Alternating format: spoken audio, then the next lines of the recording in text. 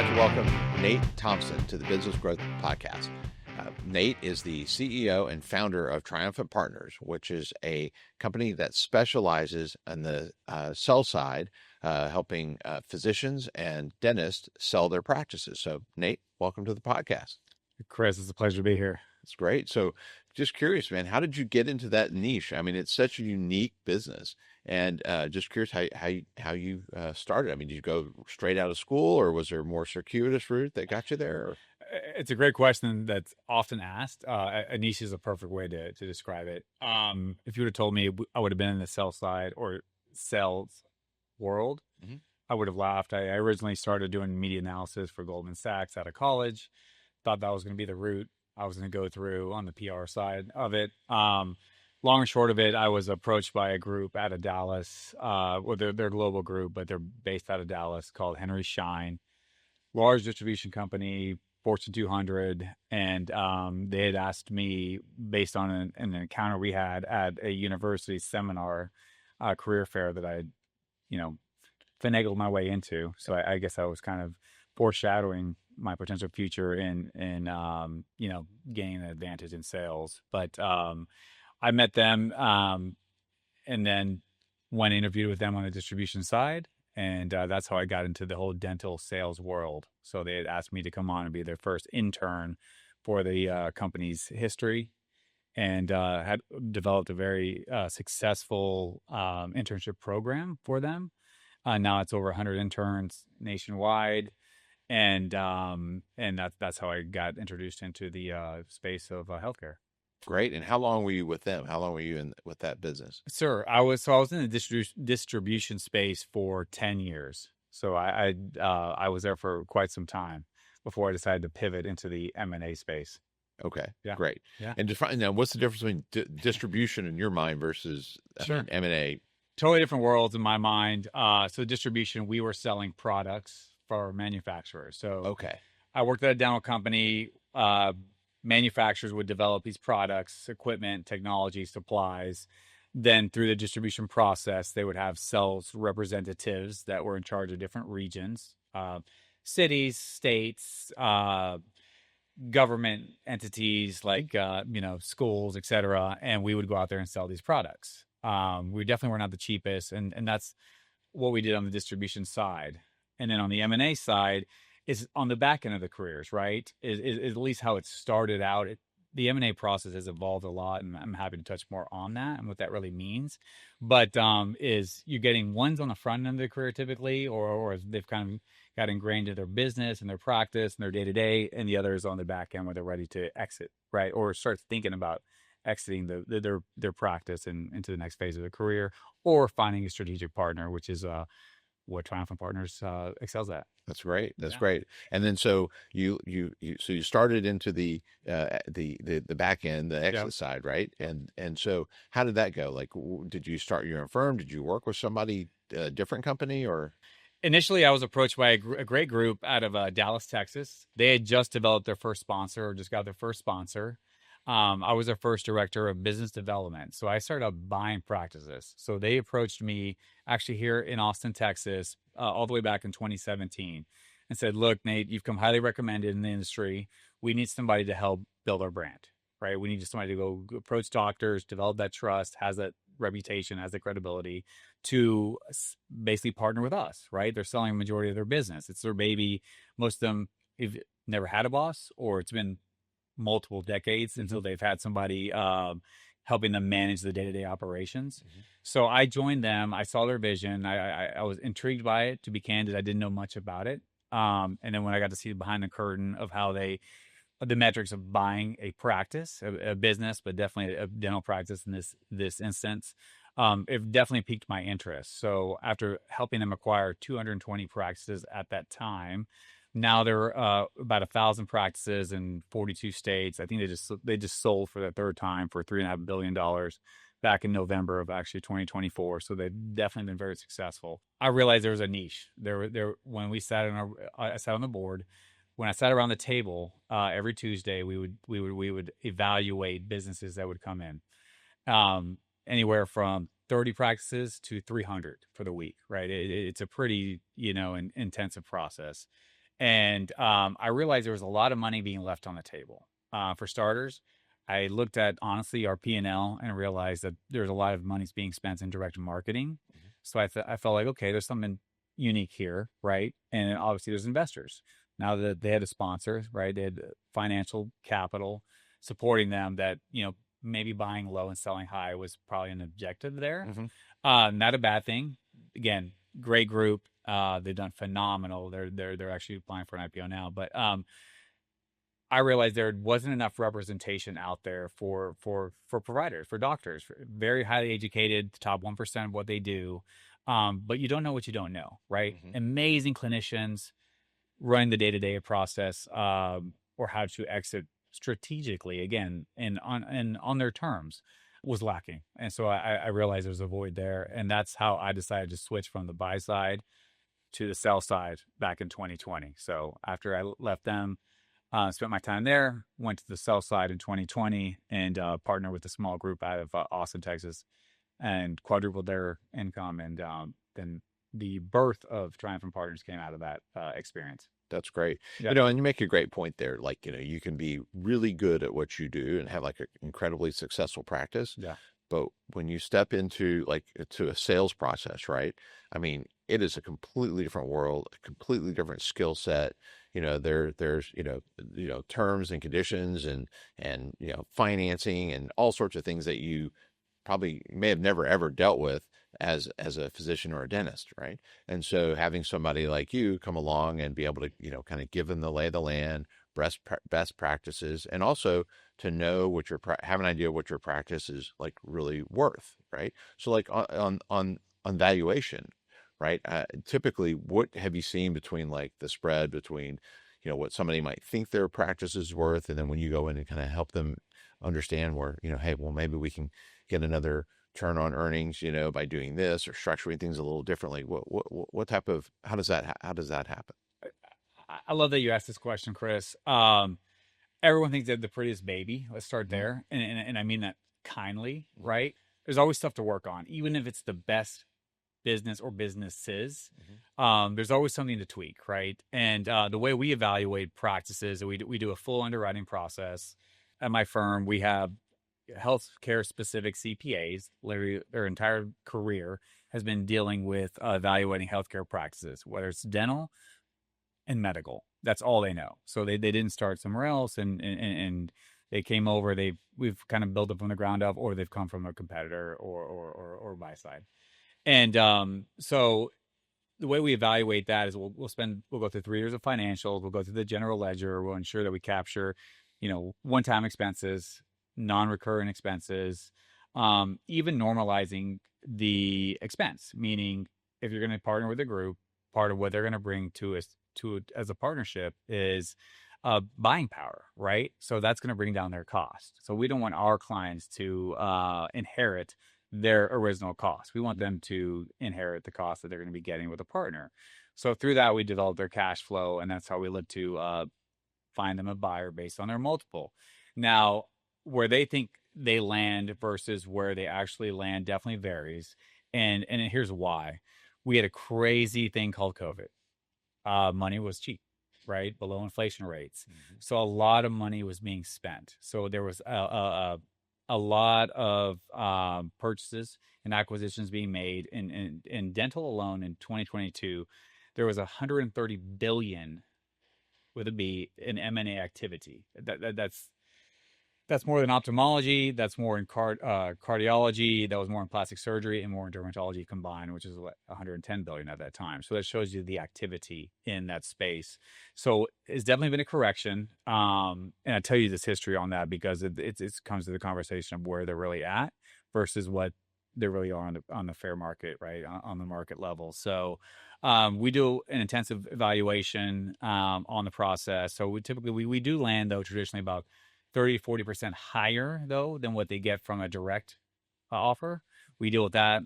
We definitely get plenty of clients that do come from competitors that just don't understand the buying process of it. Again, do a good job, but just again, there's different metrics that do move the needle. I sat on that board and bought the practices, and it doesn't matter. There could be higher revenue, but we sometimes pay more for lower right? For different variables. So it definitely varies, but we traditionally get about 30 to 40% higher for our clients than what they think they're going to get actually. So it definitely turns out to be a successful experience. So maybe their baby's cuter than they thought, right? Yeah, exactly right. Yeah, Yeah. exactly. And if there's not, we have a kind of a kickstart program where we definitely coach them through it. I mean, so we want to ensure that they exit. It's one of their biggest assets, right? It's going to be one of their biggest decisions, maybe outside of marriage and children, that they're going to make. So we will coach them through that. We have plenty of clients once we get to what's called our expense review. So we'll go through their earnings potential. We'll build out what's called a waterfall and show them what their earnings is going to be from year 1, year 3, year 5, year 8, year 10, if they were to partner side by side today. So they're going to know full landscape of what their earnings potential will be if they decide to sell their baby, right? And if it's not to where they're expected to be at, and if it's not to the liking or they think their baby's worth more, we'll again coach them through that process, consult them, and advise them, and say, hey, this is how, if you want to get it from A to B, this is how we're going to get there. So we walk them through that process. We do quarterly updates, et cetera, et cetera. So it tends to be that their baby is very pretty and prettier than they expect. In the instance that it's not, we'll definitely ensure it gets to the level it needs to be at. And so, like, let's say there's scenarios where, like, you have a dentist or a physician, right, who is talking to, like, maybe a smaller group versus a large company that's rolling up a lot of, like, a big strategic buyer. Yep. What's the difference that you see in terms of, multiples between a smaller group making a purchase versus a really large group with a lot of maybe private equity capital behind them? Sure. That's where knowing the marketplace and coming from the buy side helps. We mentioned the word niche. That's where this niche comes in. We talked about this earlier, timing, right? Timing is everything, whether you're small or you're large and you have a big capital backer, or you're still have your lender or your lender covenants and you can only spend X amount, right? So it does vary. It doesn't necessarily mean that you're bigger, that you're one better, and that you can pay more. Sure, you may be more robust in some senses, but there's a lot more red tape. You have more cash, but you have to spend it and spread it out a lot of places.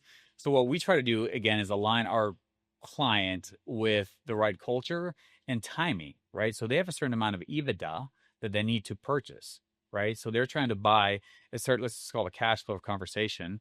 And I'm happy to go into what that means. I know you know better than anybody, but we try to time it, whether they're small, medium, or large, with when they need to buy. Are they going to a cap table? Are they going to recap? Are they going to find another investor to invest to that company to pay out their prior investors and continue to scale? Mm-hmm. So we love to time that with the right group when they're about to take it to market, because that's when multiples go up, okay, right? Or they find a partner and they have a bunch of capital that's been in flux, but now they got to spend it. So we want to catch them on that new, fresh tail end of it, or the beginning process with the new investor. So whether it's small or large, it technically doesn't matter a ton. It's just, where are they at in the process, maturity wise? Are they ready to take it to market? Did they just come through a process of finding an investor? Did they just recapitalize their business? And that's really what kind of develops the conversation. And so, if what would, like let's say I'm selling my practice and you're helping me. Sure. Do I just receive my full payout up front and then I'm gone? Is there a transition period? Is there a portion of the purchase price that's like an earn out that is based on performance and how well the transition goes? What does that look like? It's definitely in different segments. So a majority will be cash. Right, they're buying a majority of your business. And there's two different models. There's a full-on exit. They'll buy 100% of you. We'll negotiate a length of time, but you stick around. It can be as little as 6 months. It could be up to 5 years. There's the joint venture model where they're buying a majority, but you retain a minority interest in your business. And it's really kind of betting on yourself and having to go into more detail on what that really means, for a client. But the typical deal structure is going to be cash majority, 51 to 80%. Let's just say of that deal. Yeah. With another, let's say 20 to 30% of that going to be in equity, some either ownership in this holdco, meaning stock into this company, right, the parent company, or really stock into your company. They're going to put a value on the percentage that you still maintain of your business. They're going to put a price on that. So when they go to sell, 3 times, 4 times, 5 times, 10 times, whatever the multiple is going to be, you're going to see the return, whether it's on their stock level, their holdco equity that it's grown into, when you spread it out amongst all their locations, or you're just betting on yourself and what you've built through their support, right? Their services, their human capital, their capital, what that turns into, you're betting you'll get the return on that. And then there is now what you see a lot more of is earnouts. Again, during the COVID period, 2020 to 2022 was kind of a funky year. 2023 was actually the worst year in M&A since 2011. It's picked back up. A lot more cash has been on the sidelines, ready to deploy. The people that were disciplined are now very hungry. They have to spend. They were waiting for this opportunity. So there's a lot, but there is a lot more earnouts being built into it because there was a lot of cash being spent on the front end. So we're not a big on earnouts. Not saying that that's not a part of the process. We like to include growth bonuses. So I want you to get your cash. You've worked very hard for your business, right? You have an asset that's amazing. We want to ensure that you get paid for that. Now, we'd like to reward you too, though, for continuing to stay around for that. We don't think it should be penalized and held back from you. So while there is earnouts, meaning they're going to pay you a percentage or a sliver of that every, a third of it, a fifth of it, however the time you commit to stay with that company for that amount, we like to give you a growth bonus, meaning if you continue to produce and grow, especially on the scale that you're already doing, right, with their support, they should help you lift overnight, at least on average about 20%, that you get paid for that. I mean, it's what you worked for. It's what you're probably relying on, or it's helping. So those are the types of structure. It's going to be cash, some types of equity. Again, the holdco or the joint venture model, and earn out some instances or growth bonuses, which is something that we try as a caveat at our firm to include versus that. So it doesn't hurt them, impact them, right? If they don't meet those goals. Great. And I know that a lot of dentists and physicians over the years have made a really good decision to buy the building, right, where they put their practice. So let's say that they have basically two big assets that are connected to their business, the actual practice and the building and the real estate. So let's pretend I also own my building. Sure. How do you help with that? Great. That's a good question. No one's ever asked this. 90% of our clients own their building. They're on the real estate. We don't choose it. It happens to be part of the scenario, but they're usually pretty savvy at what they're doing, right? They've realized, hey, they don't want to be paying this rent, right? They want to get passive income once they pay off this building. We love it. So what we do is we represent them on not only the transaction of their practice, right, or the clinical aspect of it, but of the real estate. So we'll help them negotiate and lock in a long-term triple net lease, right? They're passing down, which means they're passing down the expenses to the tenant. We'll bring in a high credit tenant, right? These groups that are backed by private equity or family office, meaning they have a lot of capital to spend. So they have big balance sheets. They look very good, and they'll come in and overnight raise the building, appreciate that building at least 30%. So we will negotiate the lease for them. We'll lock it in for them. We'll put annual escalations, meaning they're going to be paying 2%, 3%, 3.5% more on their lease every year for the life of that lease. And we like to, approach it at 20 years, 10 years with 2 5-year options. Not saying that happens every time, but again, it's something I would be looking at. If I owned a building, right, Chris, we're representing you. You owned your practice in your building, obviously selling your practice, getting you this growth bonus, right, getting your cash, making sure your equity actually sees a return too. That's important, right? We vet everybody.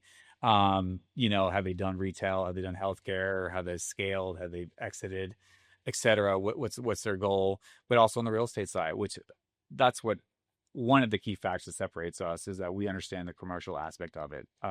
Yeah. And that's great. Cause when they, let's say they paid off their building, they get this, national credit level, tenant in there. And then, and understandably, you want to pay off the building when you own it. But now that you've shifted into that real estate investor, commercial real estate owner, I mean, you might even be able to do like a cash out refinance, take a lot of the equity off the table, have it to invest, to support your lifestyle, to go buy buy that vacation home you've always wanted, and you still have the cash flow. So that I could see that being a really important part of that transaction. Based on the way we structure that transaction, right? If there's more cash going to the real estate, there may be some benefits there. versus all going toward the clinical aspect of the practice that helps them for tax purposes. Also, we're big on promoting as much goodwill as possible toward that transaction, so they're getting tax on cap gains, et cetera. So that's something our firm would work with a firm like yours, right, to ensure that our clients are exiting with the highest amount possible. I mean, that's the point, right? It's really providing the good culture, the support they're looking for, but enjoying what they're doing, right? Yeah. You know, we want them to be excited about it, and the real estate is a huge factor in that.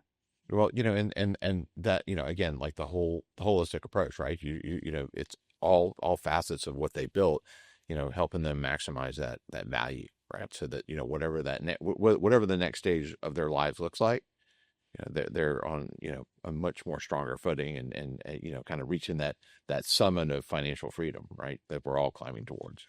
Exactly right. And our clients aren't distressed sellers, right? They're high revenue, high net worth, and not saying you need to be, right? I mean, I think if you're a practitioner or even a business owner, right, there's something different about you, right? You taking that jump.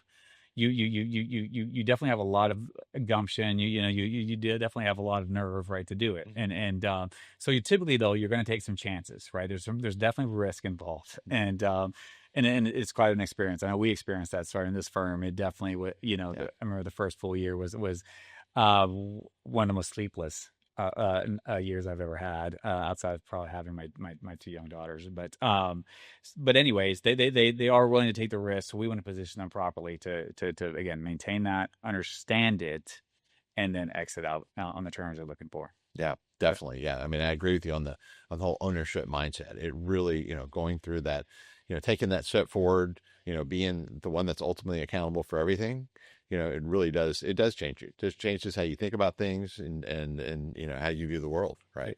And so, you know, you mentioned, you know, on you know, when you made that transition into, you know, starting up the firm, like that first year, like at what point did you know, like what was it a particular deal or a connection, or some sort of exposure where you knew you hit that tipping point where, okay, this is going to work. This is going to be a long-term, you know, long-term business for me. I'm going to be successful in this, and I'm ready to really grow it and scale it. I'm trying to figure out the best way to respond to that. I always felt like it would be successful.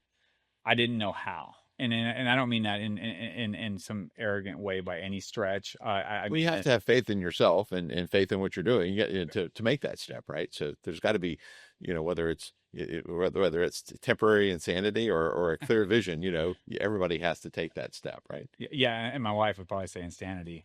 I definitely I saw the process, so I helped the company when I left the buy side to join a sell side company. They were up and coming. Again, this is part of the process too. If you're selling your business, I would definitely, you know, look at doing the full due diligence on the company you're partnering with, you know, and I did not do that. So I definitely learned the hard way. So I joined a company that I thought was more established than they were. So that was lesson one. So I joined them. I said, okay, well, we probably need to get a website and stuff like that to kind of promote ourselves and get more active in the community. Thankfully, I had contacts from my time in distribution and then on the buy side as well. So I came with a decade plus of experience into that. And so by building that company out, I saw how me and my partner were kind of approaching it. You know, he was definitely on a different part of his career. I was building up my career, you know, newborn, just got a new home, just got married. So there was a lot more on the line for him who was more established than I was at the time. And I said, look, if I'm helping build this out now, why am I not doing this for myself? And I didn't want it to scale, he wanted to, you know, stay a little bit more regionalized than I would have.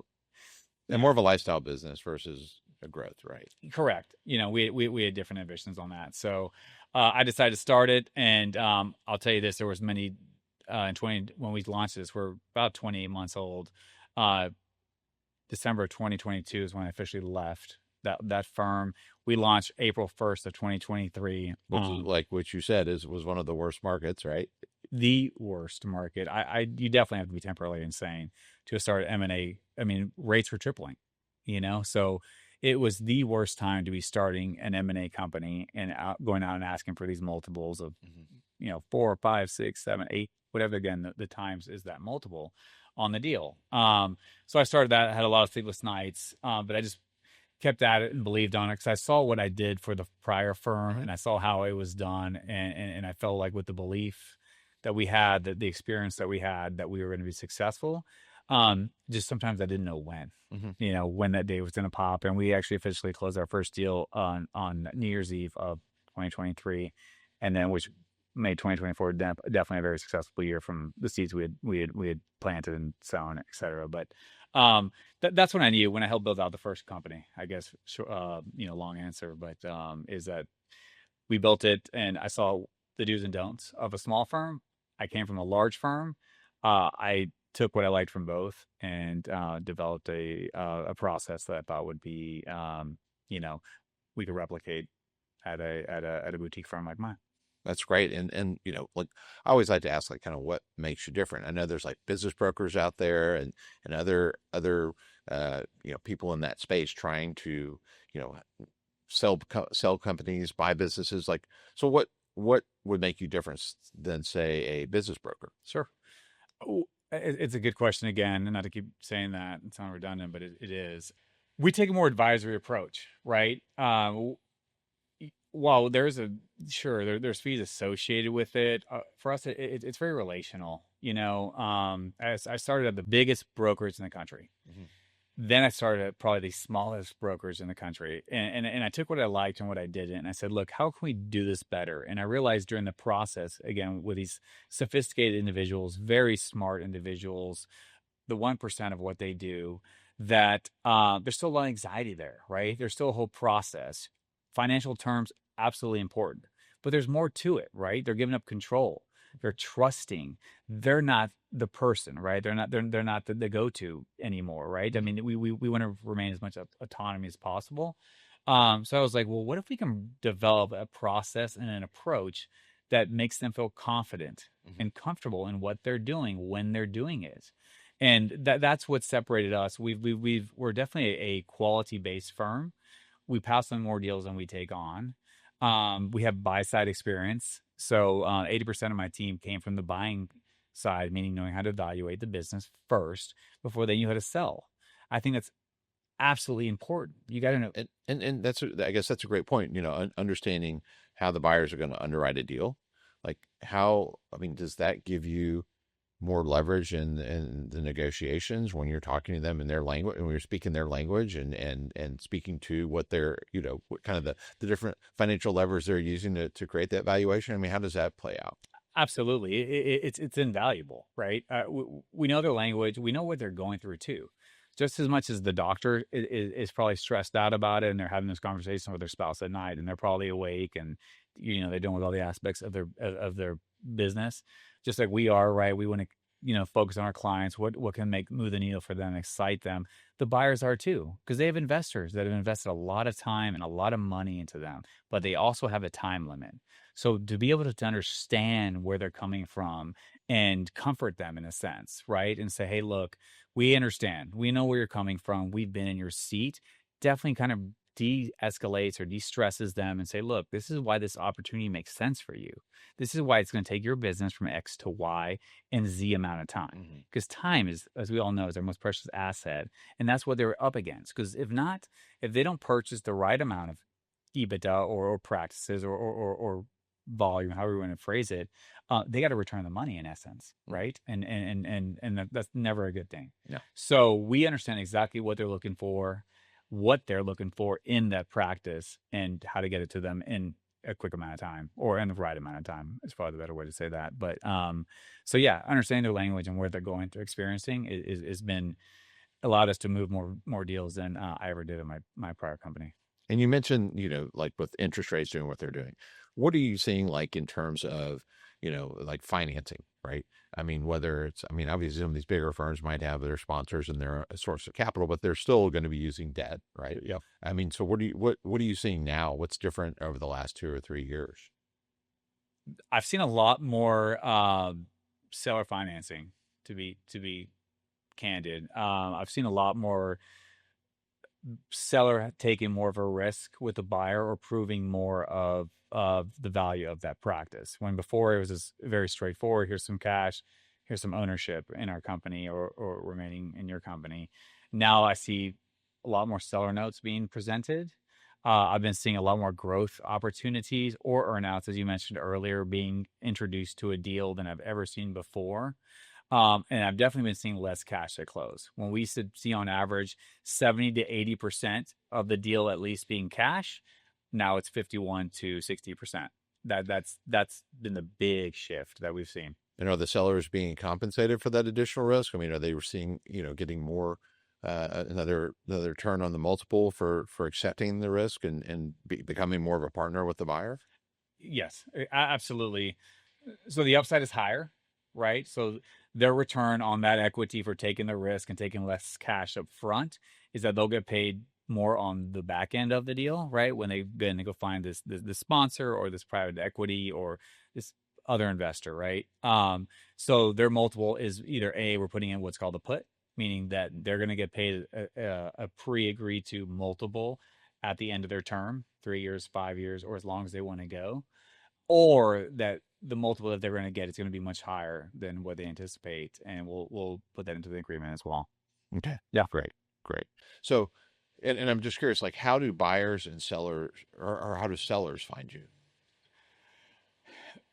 For us, fortunately, by starting out in the distribution world, spending a decade there, and then spending several years on the buy side, a lot of it's been organic, thankfully, through good experience, which again brings us back to the uniqueness of, I believe, our firm. Um, we're very white glove. We take the responsibility off the doctor. We know they're busy. We want them to focus on patient care first. It's all confidential, and we want them to be able to check out and go enjoy life, right? We understand that the business never stops, even if your hours of operations are from X to Y. We take that burden off them. So by doing that, I feel like approach, you mentioned holistic earlier as well. We've had a lot of organic growth come from good experiences. I have a lot of people from my last firm call me still. I have obviously from the current company, Triumphant Partners, that we've done a lot of, I guess, quality transactions for them that they felt excited about and had a good experience as well. They will tell their friends. Mm-hmm. So that's where our sellers have been coming from, through organic growth. Now we're getting more in a presence of speaking out. The brand is getting out there more. We're getting the opportunity to kind of be there with on different tables on a more national scale. Sure. But right now it's been, or at least for starting out, it's been through just a good experience. Well, I think, the fact, you mentioned like the white glove approach to it, right? Where they can still focus on their practice because, there have been situations in the past that I've seen where, somebody's in the process of selling their business and they lose focus on the day-to-day operation and of their business while they're trying to sell it. And then their revenues start to decline a little bit. And then the buyer is like, oh, well, there's a trend. So now your business is worth less, right? So the service you're providing them with that white glove treatment, allows them to maintain their revenues, keep growing their practice. And do you think that results into potentially more money at closing for them? 100%. Absolutely. We're here for them to exit out at the highest possible. And I always tell people, look, one, if you even own a business, we should talk, a healthcare business. Or if you're at least 10 years out and thinking about it. The median age of our client right now is 44. Very young, right? Long runway. They're looking for a partnership for strategic, maybe quality of life to improve, whatever the scenario could be. But yeah, our goal is to definitely put them in the best position possible to excel, right? To remain autonomy, though, we're very big against rebranding. Not to say it can't happen, but traditionally it does not happen. We want to get them with the groups that know that what they're doing. They've been in the healthcare industry. I can't preach that enough about finding someone that's at least healthcare specific, right? Just like we're not going to go again see our cardiologist if there's a heart issue. I'm not gonna just rely on my family doctor. I'm probably gonna go see a specialist, right? Orthopedic, whatever, right? There's a reason that there are people that have spent more time educating themselves on a different subject. But so our goal is to put them in the best position possible. We evaluate it all the time, and we have those conversations every day, saying, hey, you're just not ready, right? Or if you're ready, this is what you should expect. But we don't encourage that for you. We're happy to wait this out and coach you through it, or it's not the right time in the market. Now we're hoping to see some Fed cuts. right, coming soon. It was announced in Jackson Hole not too long ago that something would be coming. So we're definitely anticipating that. Now that could be a good time, right? Sure. So as money starts becoming a little more affordable, but yeah, we'll definitely coach them through the entire process. And again, for us, it's a long-term deal. It's a lifetime deal. As it goes back to, where do we get our leads from, or where do we get doctors approaching us? It's through good experiences. It's through honest experiences. It's through transparent experience. We're not trying to get them in and out the door. We're not owned by shareholders, right? We're not some publicly traded company that needs to hit a certain quota and to meet our shares and whatnot. We're definitely quality based. That's why we don't take on more than we can chew. We all touch every facet of that opportunity. So they talk from me all the way down to our junior analyst, right? We're all going to be touching it and giving our input. We meet daily on it, have our weekly strategy calls. How do we move it? But we definitely don't. We ensure we do not take on more than we can chew, because we want to make sure that they get the best care as possible. Yeah, and you mentioned like that it's a long-term process, because a lot of times when anybody who owns a business, sometimes they're have the mistaken impression or assumption that, like, okay, I'm ready to sell it, let's put it on the market, right? I mean, it is they don't realize that it can take 2-3 years to essentially set the table to make their business or their practice look as desirable as possible, so that when they do sell it, the prospective buyers, when they're coming in, there's hopefully no red flags, right, that would cause them to give pause, and so that the numbers look really good. And another thing that comes up a lot is when you mentioned timing, right? I mean, you could have been doing a great job building your practice up, and maybe you're thinking, okay, 2023 is going to be the year, and then the market goes south. Yeah. Right. So maybe that's where you say, okay, we're just going to operate for another year or two until the conditions improve. So, so timing, right? Time in preparation, and then timing will generate, the higher sales price for somebody. So I think that's a really good point. And it's really important for people to understand. And, could you take us through the process of, like, let's say you have some, maybe the difference between selling to another, say a smaller physician group or dental group versus selling to one of the larger companies that's out there rolling up practices with the intent of going public, per se. Sure. Is there a huge difference in the process, or is it fairly similar level of sophistication? I mean, That's a good question again. The process is going to be pretty similar. We're extremely thorough, whether you have one location or you have 40 locations, right? Obviously one takes more time than the other, but again, we do ask for more financials and practice management reports and probably more questions than most. And there's a reason for that, because once you find the right partner, right, we start with a big net, then we kind of slim that down, and that's when we introduce them to our client, because we don't want to waste their time either. We want to ensure they're going to play ball, right? Give us the terms that we're looking for. We're in the valuation range that we're looking for. We're in the time frame that our client wants to stay working, or at least have the optionality of leaving when they want to leave, rent, talk about real estate, etc. So the process is still the same as far as how we do it. Now, how the buyers maybe approach it could be a little bit different. You're dealing with a lot more red tape. When we're larger companies, it's getting access. Access is probably the biggest key. mm-hmm. Is it just how nimble can they be? So when they're larger, it definitely takes a little bit more time, a little more process. They're probably looking at a different caliber of practice, meaning, maybe they're adding a footprint to a different marketplace versus somebody that's trying to get up and going, or just add to an existing marketplace. But the process is still the same. It doesn't matter, again, how big you are. They're all treated the same. It just might be a little bit more repetition. Okay. And then once, like, let's say, you've gone through the, that phase where you're setting the table, you're setting the practice up for sale. Yep. Once let's say a buyer, you find a buyer and there's interest, you think it's going to be a good fit. How long does that typically take from the time of, like, kind of that initial LOI or NDA to closing? We like to target 6 months. Okay. It sounds ambitious. If everything's done properly, we can traditionally move something in that amount of time. So that's a fairly quick transition from when we engage one another, decide to work together, we figure needs, and that's typically our timeline. we move as fast as a client wants to move too, right? So we'll sit there, we'll go through it. If we get the financials, we gather the reporting, we do all that for them too. So they're not having to do anything outside of maybe an introduction to their CPA firm, their wealth advisor, if there's a tax planner, somebody like your group that we'll get involved with. So as soon as we get those items, we can move pretty efficiently and quickly as possible. But that's the average of how most deals go. Now, if there's multiple locations, it's a more sophisticated transaction. It's these platform opportunities, which we do a lot of, meaning we have a collection of healthcare practices.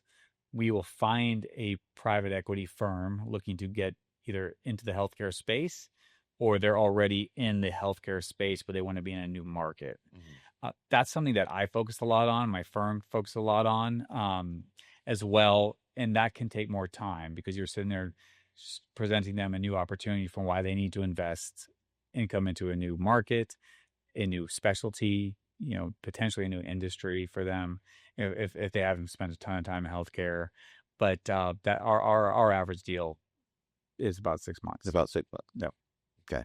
So, when we're talking about like kind of what ultimately really what makes you different, why would they choose to work with you? What would you like to share on that? Sure. I can't impress upon this enough of the white glove approach. And really, what does that mean, right? Sure, I've been a part of 1,000+ transactions, over $1 billion until enterprise value in a short career, really, compared to most, at least in this industry. We're very cognizant of the client and what they're experiencing and what they're going through. So what that means is we're all about confidentiality, 100%. We don't want their team to know. It's a stressful situation already, right? They're deciding to sell what they've built and potentially have, a partner now, which they've never had. We don't want the team to find out, which causes stress, which can cause dissension amongst the practice, which means that the patient care could suffer. We want things to go status quo. We don't want a competitor down the road to fear, hey, Dr. Chris is selling now. Let me start poaching from him, or saying he's going corporate, right? Which is a word that gets thrown around because people want to feel that human care, right? And so do we. We want them to feel that as well. So part of what I feel like separates us, and I know separates us because I've heard this, is that we have an all hands on deck approach. Everything is completely confidential. We understand it's a stressful situation. We don't have quarterly earnings, right? We don't have shareholders. If somebody needs to wait, we will tell them to wait. We are not in this to get a quick buck and leave. We are in there to build a relationship for a lifetime. And whoever they sell that to, potentially they come to us, but really we care about them maximizing the value of their asset and exiting at the proper time. And we walk them through that entire scenario, how life looks like today, how it will look like tomorrow, and when to move. But we do that completely discreetly. And I can't emphasize that enough because a lot of times it's not done discreetly. It can be done, almost negligible in a sense, which impacts everything. And if that business starts declining, that's the absolute worst time to sell. Nobody wants to buy a depreciating asset. They're worried about what's going on. They're investing tons of money. The type of partners that we bring in are fully autonomous. A lot of our competitors or a lot of other advisory firms or brokers don't do that. There's over 1,000 dental service organizations or management service organizations in the country right now, meaning these are groups that back and sponsor, support, own dental or medical practices. At least 25% of those are backed by a private equity firm. We maybe on the high end work with 8 to 10% of that entire 1,000, right? So let's just call it 100 for easy math. Again, another thing that separates us is that we are very in tune with what our client is looking for. They're not looking for someone to tell them what to do and be some W-2 employee that needs to show up and work X hours, right? We want them to have full autonomy and continue being the leader in the practice to the point to where the check that goes to their patient, or excuse me, to their team still has their name on it. So we're very big on the total experience of them still remaining in control. But now they just have some private backing, as much or as little as they want. And we're very big on who we work with. We're very selective. Our goal here, and the reason this company was born, is that we wanted, when our brand came across someone's desk, email inbox, phone call, calling, etc., that they knew as a quality doctor, that they needed to move respectfully, right? That they're going to need to understand that they're going to be in a competitive process and pay top dollar because these are top practitioners, and everything's going to be 100% confidential. And we're not here to do it and move them quickly. We're here to do them at the right time, at the right price, and strategically. And I feel like that separates us from most people out there. No, that's great. And I mean, I would think that, most dentists, most physicians who have, built their practice, have spent like 10, 20, 30 years operating their practice. The last thing they would want is to be, a W-2 employee, and they'd be looking for more like a partner.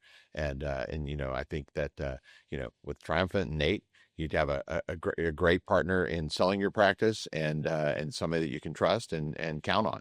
So, we encourage you to reach out to them. And, really appreciate you being on the podcast. Really enjoyed getting to know you better. And I know I'm very confident that you're going to have a lot of success in the future.